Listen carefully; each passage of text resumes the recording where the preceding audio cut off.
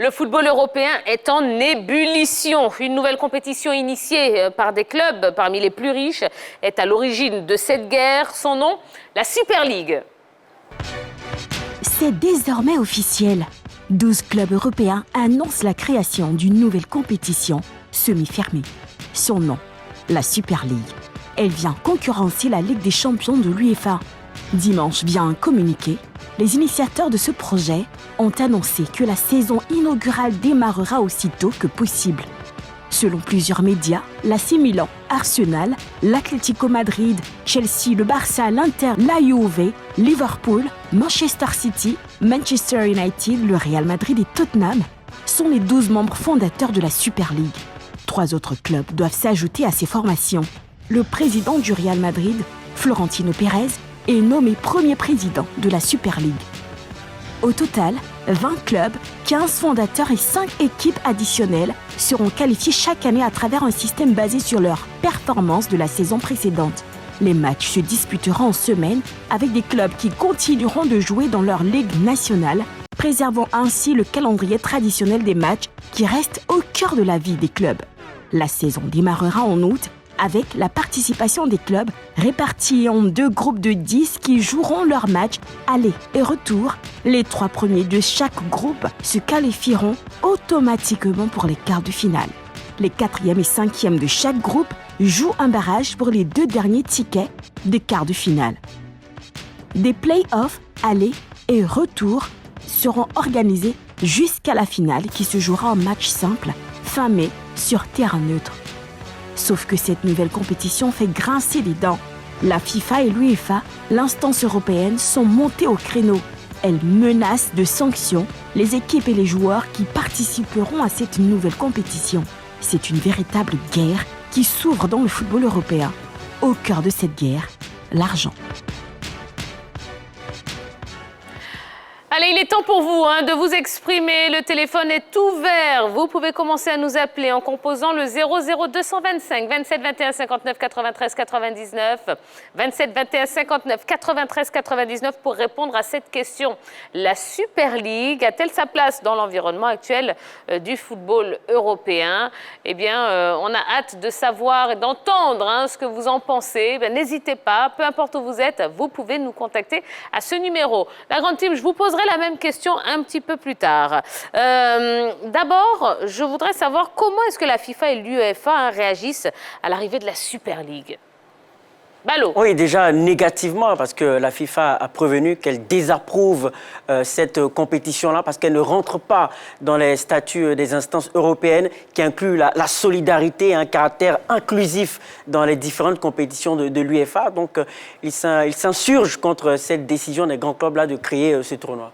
Il faut savoir que dès que l'UEFA a eu vent qu'il y aurait la création d'une Super League, elle avait commencé aussi à réfléchir pour redynamiser la Ligue des champions. Et donc, on constate tout de suite que c'est une UEFA qui réagit négativement et qui présente un front face à la création de cette Super League. C'est tout à fait normal parce que cela va mettre un peu en berne ce que c'est que l'UEFA et tout le prestige qu'elle a pu acquérir depuis un certain temps.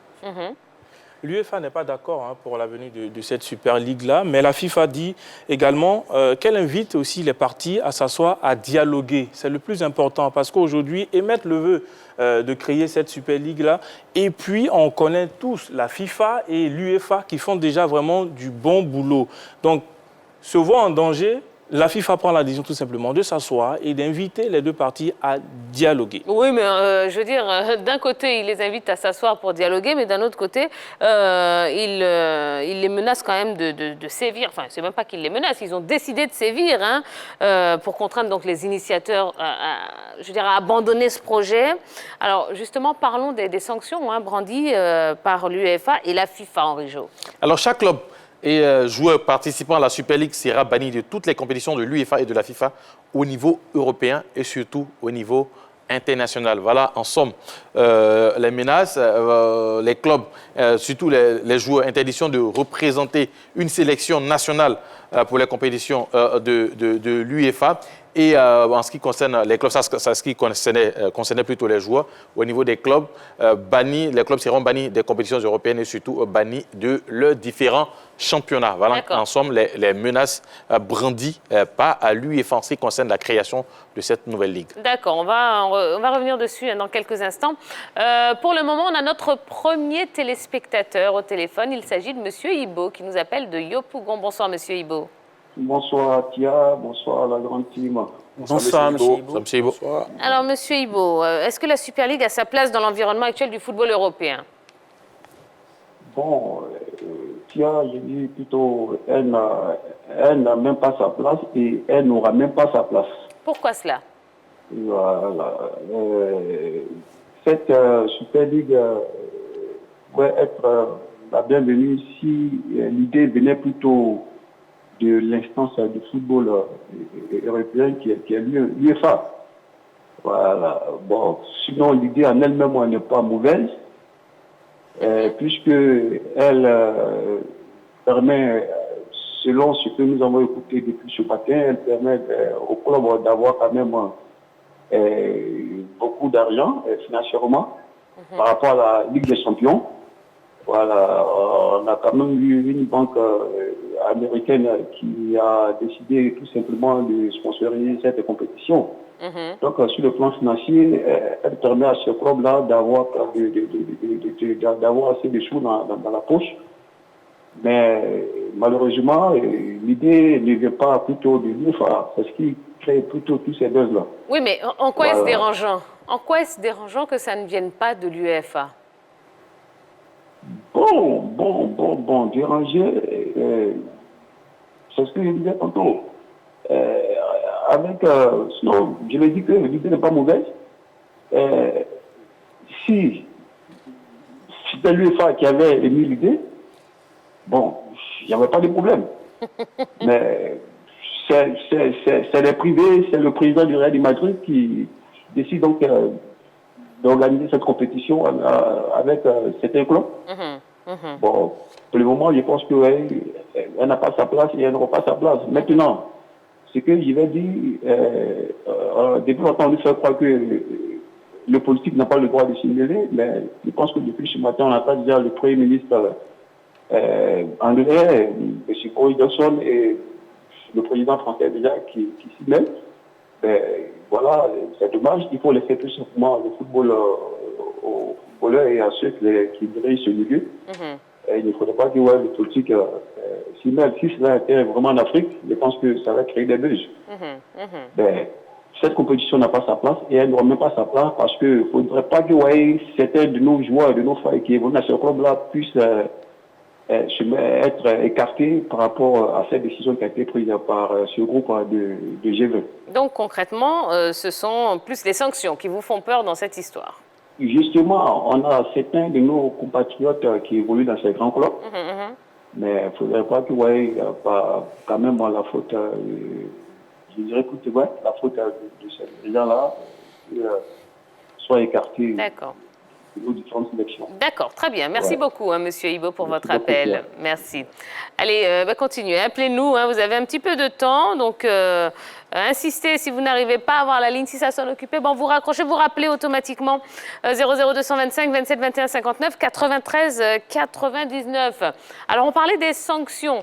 Donc, c'est-à-dire que si un club y participe, il est exclu de toutes les compétitions. Au niveau de l'UEFA, et surtout au niveau international, comme des compétitions comme la Coupe du Monde des clubs, mais aussi au niveau aussi de son championnat. Son championnat, par exemple, on prend le cas du FC Barcelone ou peut-être du Real Madrid, qui bien évidemment font partie des initiateurs de cette Super League. C'est-à-dire, on n'aura plus le FC Barcelone et le Real de Madrid, par exemple, en Liga. Tout comme Manchester City, Manchester United, Liverpool, Arsenal, Tottenham, Chelsea en Premier League. Donc voilà un peu ensemble ce à quoi nous allons assister si cette ligue vraiment arrive à s'imposer. D'accord. Direction Agboville avec M. Sanogo. Bonsoir.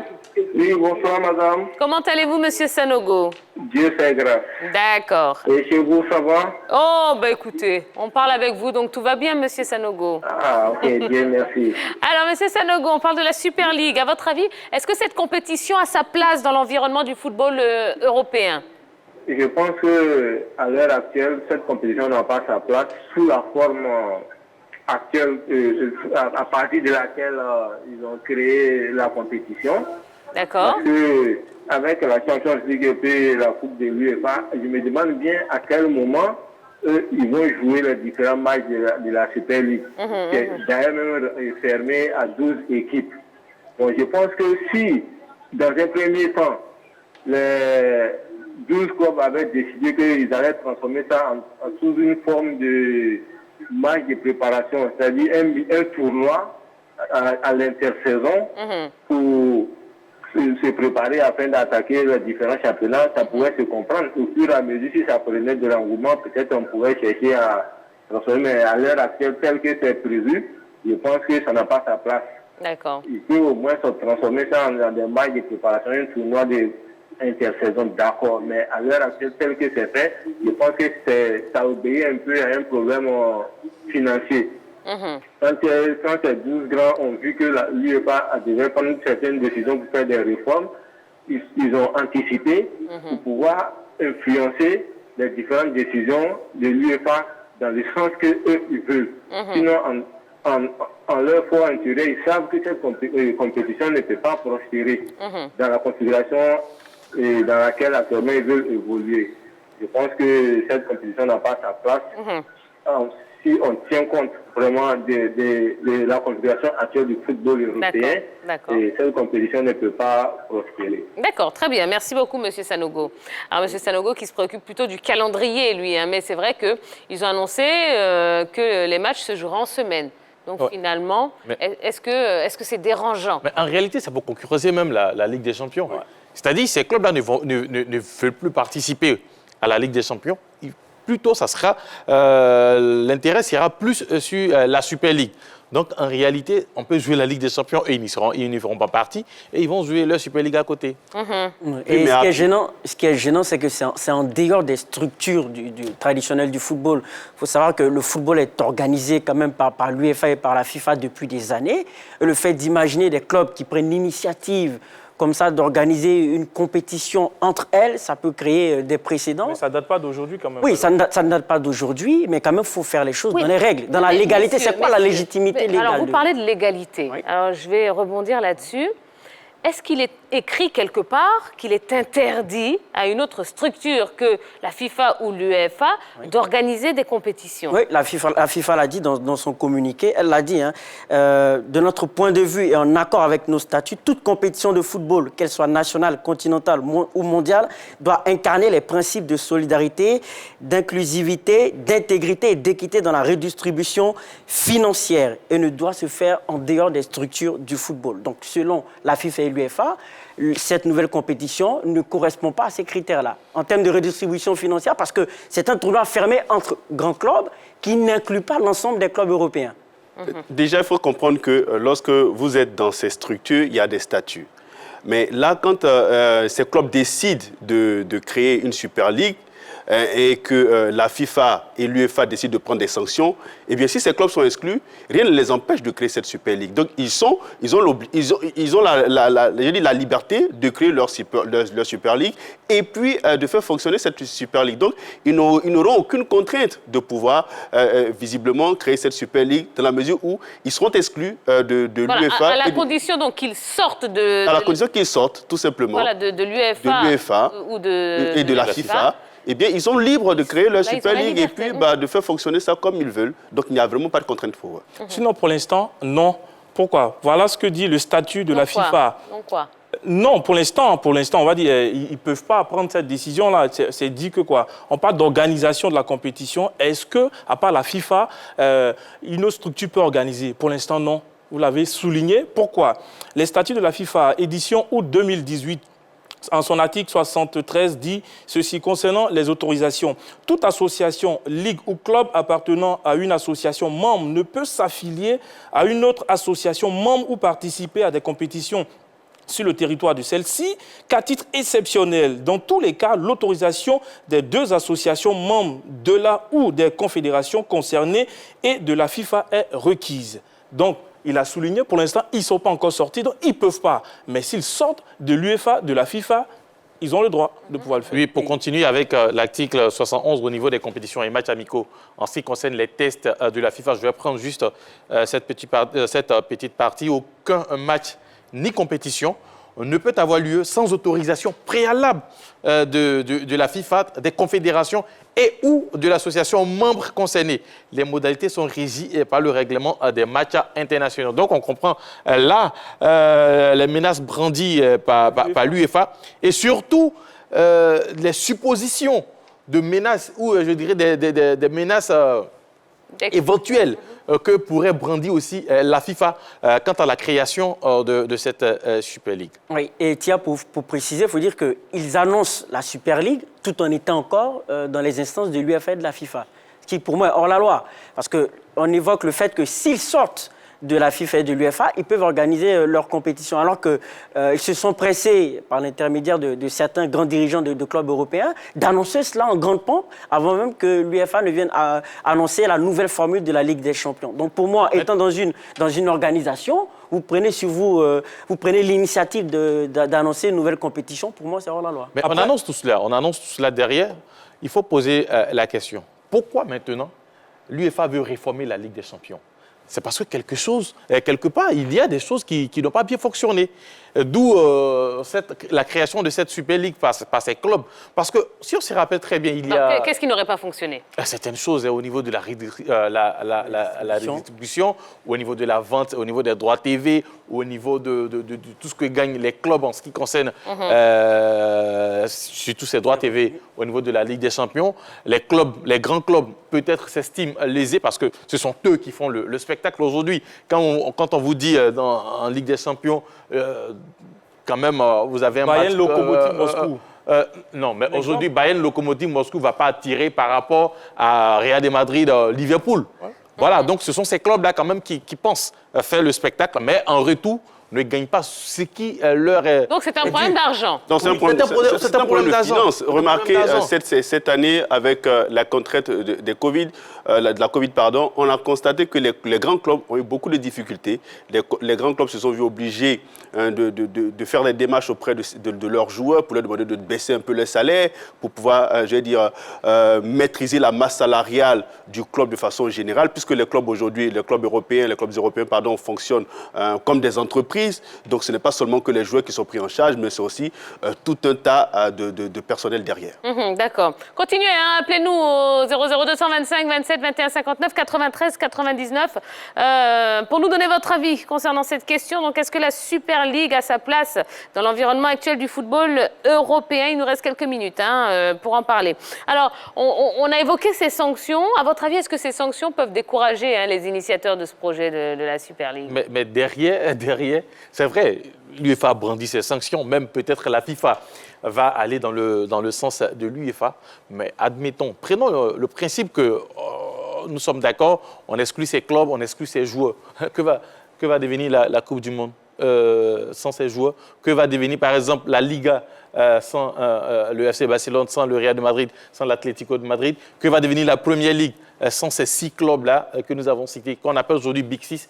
Que va devenir la Serie A sans la Juventus? Donc, quelque part, ces clubs-là, quand même, sentent la force qu'elles possèdent. Elles sont en position de force. Elles sont en position de force. Donc, ça sera peut-être à l'UEFA. C'est vrai, derrière, peut-être ils veulent leur faire peur, ils veulent les effrayer en brandissant ces menaces. Mais je ne pense pas que ça soit la bonne solution. D'accord. Monsieur Aristide est avec nous. Il nous appelle de Tout-le-Pleu. Bonsoir, Aristide. Bonsoir, Madame. Bonsoir, Aristide. Bonsoir. Alors, Aristide, la Super League a-t-elle sa place dans l'environnement actuel du football européen? Moi, j'aimerais vous poser d'abord une question. Allez-y. Quelle est la cour d'eau qui a fait déborder le vase pour qu'on en arrive à ce point-là? Les finances? A priori, ce serait une question d'argent. Ouais. Bon, moi, je pense que ça ne pourrait pas avoir l'effet. Parce qu'il y a d'autres clubs qui ont testé déjà les clubs. Le Paris, c'est plus les clubs allemands. Puisqu'ils ont déjà des le club italien, la Juve, et puis le Real de Madrid et Chelsea, Manchester United, qui ont fait des choses. Je pense que c'est un échec total. Un échec total, malgré la présence du Real, malgré la présence du Barça, de Liverpool, de Manchester, etc., etc. Vous voyez l'échec? C'est un échec total, un fiasco total, madame. Madame, c'est un fiasco total, parce que la décision a été déjà décidée par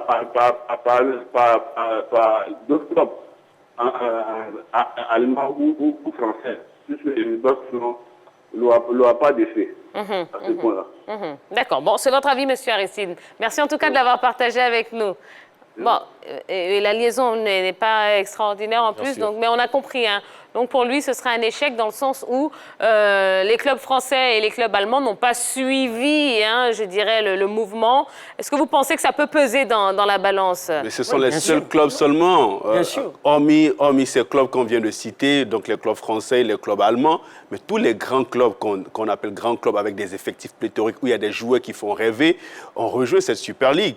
Donc, du coup, vous constatez que c'est une UEFA qui semble un peu fragilisée. Parce que si vous n'avez pas ces grands clubs-là dans la Ligue des Champions, il n'y a plus ce côté rêve-là qui permettait aux téléspectateurs d'être devant son écran et puis de suivre. Mais ce sont les soutiens en moins quand même.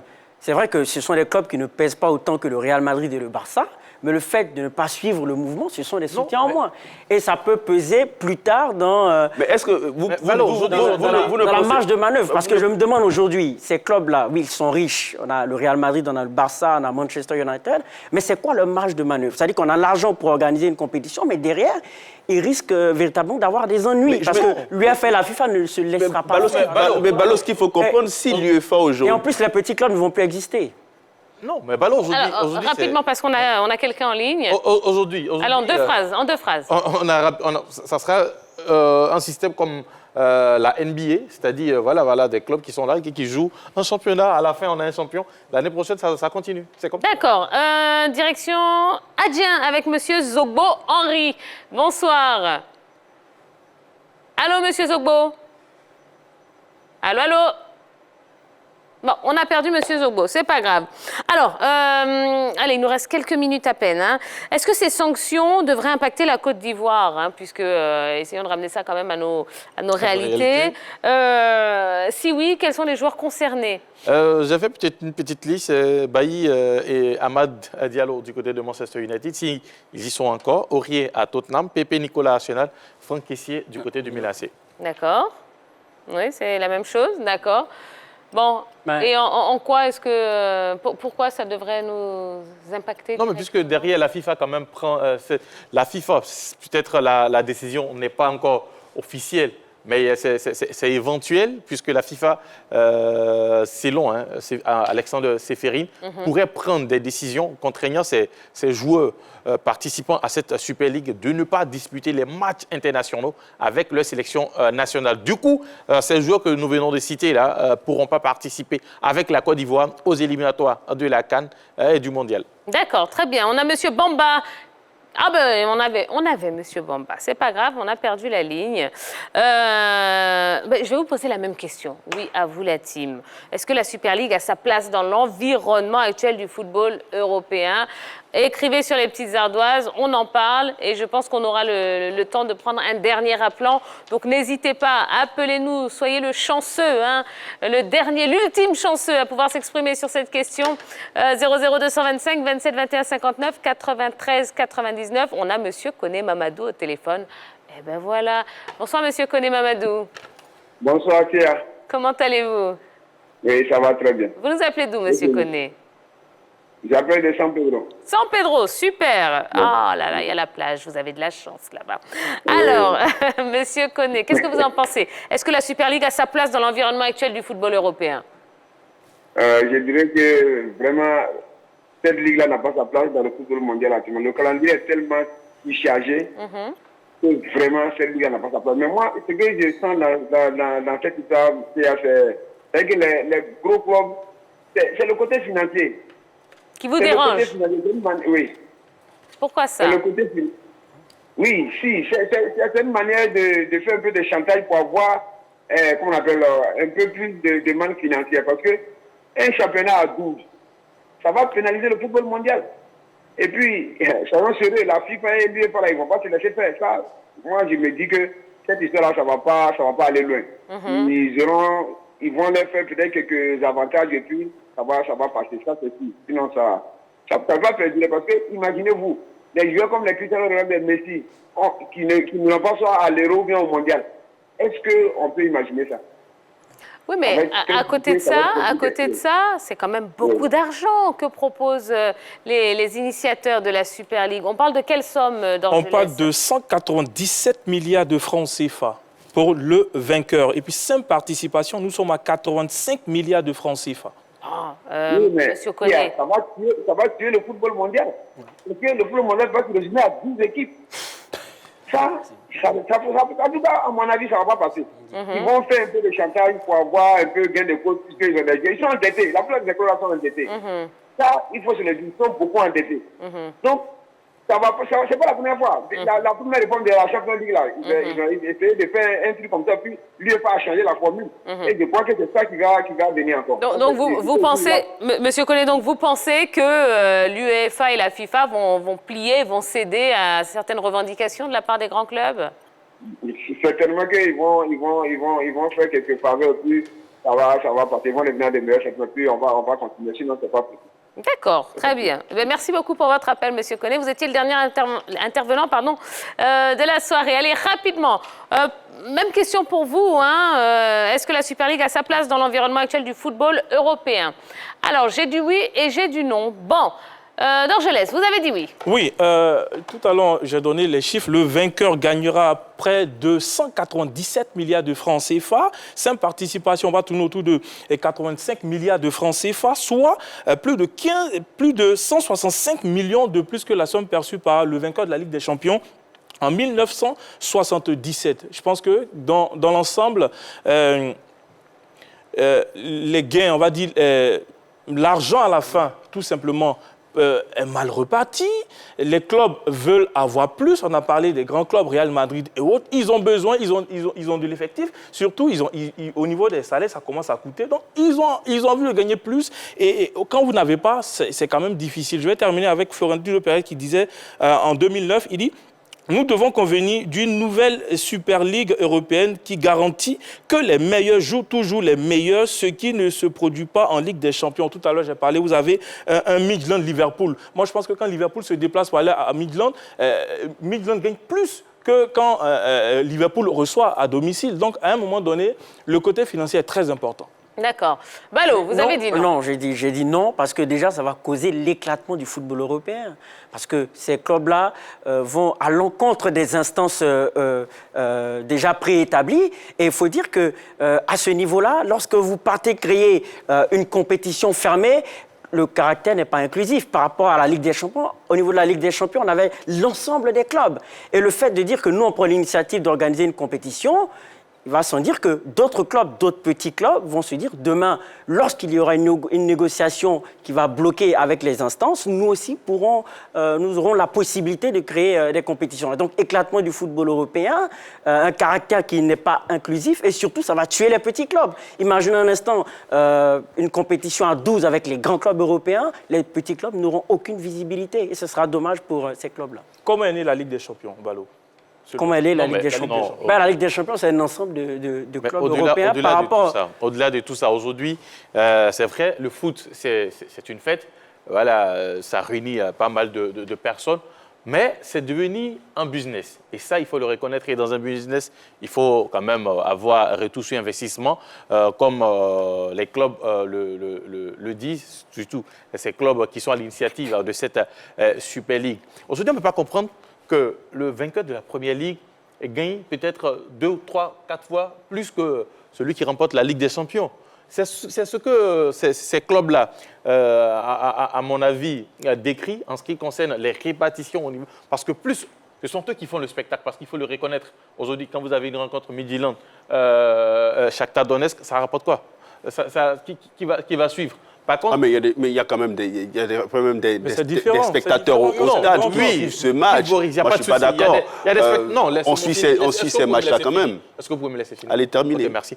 Donc, quand des clubs font le spectacle, il faut quand même en retour recevoir ce qui leur est dû. Mais ils reçoivent quand même ce qu'il leur dû. Et Quand vous me dites cette minute, j'estime qu'aujourd'hui, les grands clubs font un peu de chantage. Ça, il veut l'avoir S'il vous plus. plaît, vous parlez tous en Ça a même été un temps. projet nourri depuis longtemps. Ils ont étudié. Attends, ne pensez pas que ces clubs-là se sont levés et comme cela, sur un coup de tête, vous dites, ben voilà, on crée notre ligue, on va jouer une ligue fermée, permettre à 5 de monter, 5 de descendre après. Non, Depuis 2009. C'est quelque chose qui a été réfléchi depuis longtemps. Et si vous vous souvenez très bien, Arsène Wenger en avait parlé il y avait très très longtemps, il y a peut-être 10 ans de cela, qu'il va arriver un moment où les grands vont créer Moi, je trouve que c'est très égoïste de la part des grands clubs de se comporter ainsi. Super League. D'accord, Je merci. trouve que c'est Allez, très ce sera le mot de la égoïste fin. de la part des grands clubs de se comporter ainsi, de penser qu'à soi et pas aux autres. Je trouve que c'est vraiment égoïste. Il faut Mais qu'ils c'est aux arrêtent autres de ça. se mettre à niveau. Allez, voilà ce qu'on pouvait dire concernant donc cette Super League. Allez, dernière séquence de la soirée. On va vous proposer un plus calé.